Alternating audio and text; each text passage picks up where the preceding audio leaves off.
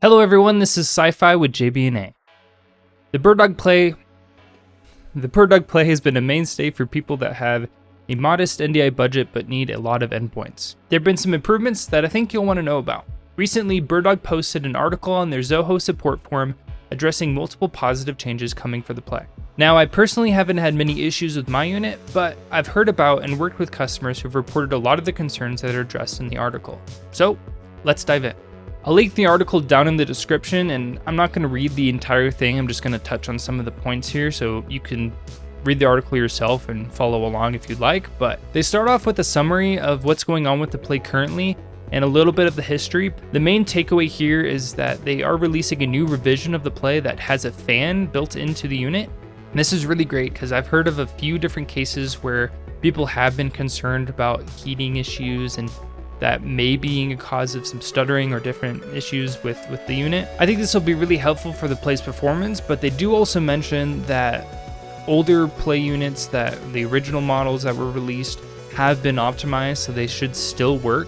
But if you feel like you will need a replacement, they are offering a voluntary replacement program as well, so this is really cool in case you feel like your unit just isn't cutting it or you are having issues, you can change out to the newer unit.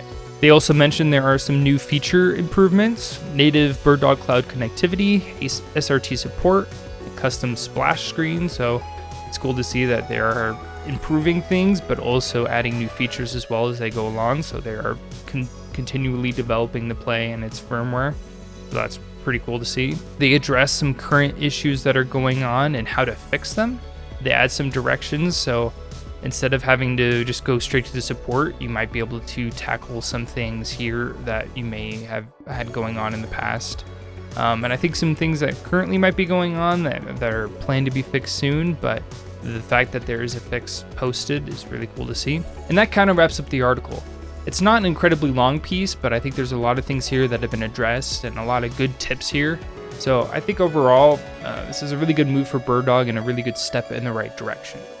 One of the funniest things to come out of this whole situation for me personally is CEC stopped working on my device a few updates ago.